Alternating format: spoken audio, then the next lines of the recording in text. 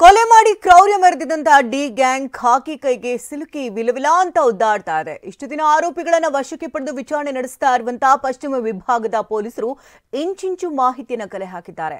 ಆದರೆ ಇಷ್ಟು ದಿನ ಇದ್ದದ್ದು ಕೇವಲ ಟ್ರೇಲರ್ ಮಾತ್ರ. ಇನ್ಮೇಲೆ ನಡೆಯಲಿದೆ ಅಸಲಿ ಇನ್ವೆಸ್ಟಿಗೇಷನ್.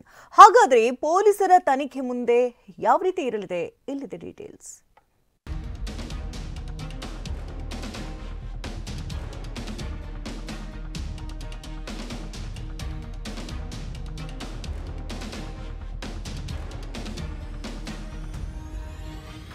ಅದು ಕೊಲೆ ಮಾಡೋ ತಪ್ಪಾಗಿರ್ಲಿಲ್ಲ, ಕೂತು ಅಥವಾ ಕರೆದು ಬುದ್ಧಿ ಹೇಳಬಹುದಾದಂತಹ ಸಮಸ್ಯೆ. ಆದ್ರೆ ಯಾರು ಊಹೆ ಕೂಡ ಮಾಡಿರ್ಲಿಕ್ಕಿಲ್ಲ.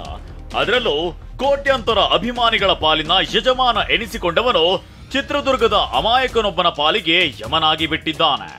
ರೇಣುಕಾಸ್ವಾಮಿ ಕೇಸ್ನಲ್ಲಿ ಕಳೆದ 6 ದಿನ ಪೊಲೀಸ್ ಕಸ್ಟಡಿಯಲ್ಲಿ ಕಳೆದಿದ್ದ ಡೆವಿಲ್ ಸ್ಟಾರ್ ನನ್ನ ಸುಬ್ರಾಯ ಏಲಕ್ಕಿ ಕೃಷಿ ಮಾಡಿ ಎಕರೆಗೆ 3 ಲಕ್ಷ ಲಾಭ ಗಳಿಸ್ತಿದ್ದಾರೆ. ನೀವು ಕೂಡ ಅವರಿಂದ ಕಲಿಬೇಕಾ? ಅವ್ರ ಜೊತೆ ವಿಡಿಯೋ ಕಾಲ್ ನಲ್ಲಿ ಮಾತಾಡಬೇಕಾ? ಈಗಲೇ ಫ್ರೀಡಮ್ ಆಪ್ ಡೌನ್ಲೋಡ್ ಮಾಡಿ. ಈಗ 2ನೇ ಬಾರಿಗೆ ಖಾಕಿ ಕಸ್ಟಡಿಗೆ ಒಪ್ಪಿಸಲಾಗಿದೆ. ಈ ಮೂಲಕ ಮತ್ತಷ್ಟು ಸಾಕ್ಷ್ಯ ಕಲೆ ಹಾಕುವ ಕೆಲಸಕ್ಕೆ ಖಾಕಿ ಮುಂದಾಗಿದೆ. ಇಷ್ಟು ದಿನ ನಡೆದಿದ್ದು ಡಿ ಗ್ಯಾಂಗ್ ಕಹಾನಿಯ ಟ್ರೈಲರ್. ಇನ್ಮುಂದೆ ಶುರುವಾಗಲಿದೆ ಡೆವಿಲ್ನ ಅಸಲಿ ಪಿಕ್ಚರ್.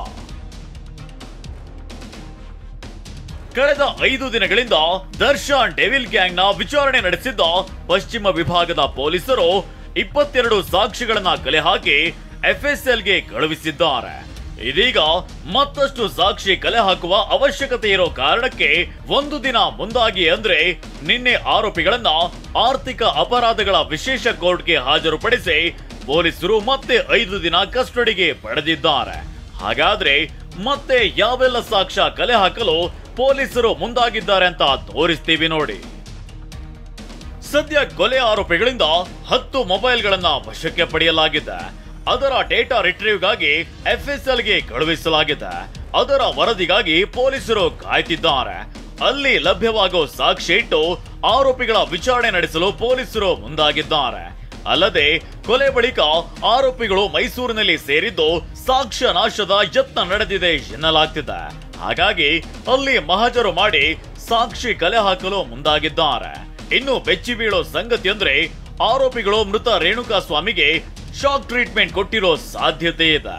ಹಾಗಾಗಿ ಎಲೆಕ್ಟ್ರಿಕ್ ಡಿವೈಸ್ ನಾಶಪಡಿಸಿರೋ ಸಾಧ್ಯತೆ ಹಿನ್ನೆಲೆ ಅದನ್ನ ವಶಕ್ಕೆ ಪಡೆಯಲು ಖಾಕಿ ತಂಡ ಮುಂದಾಗಿದೆ. ಸದ್ಯ ಆರೋಪಿಗಳ ವಿರುದ್ಧ ಪಿನ್ ಟು ಪಿನ್ ಮಾಹಿತಿ ಕಲೆ ಹಾಕಲು ಮುಂದಾಗಿರುವ ಪೊಲೀಸರು ಮತ್ತಷ್ಟು ಸಾಕ್ಷಿ ಕಲೆ ಹಾಕಲು ತಯಾರಿ ಮಾಡಿಕೊಂಡಿದೆ. ಆದ್ರೆ ಸೆಕೆಂಡ್ ಇನ್ನಿಂಗ್ಸ್ ನಲ್ಲಿ ಯಾವೆಲ್ಲ ಶಾಕಿಂಗ್ ವಿಚಾರಗಳು ಬಯಲಾಗುತ್ತೋ ಕಾದು ನೋಡಬೇಕಿದೆ.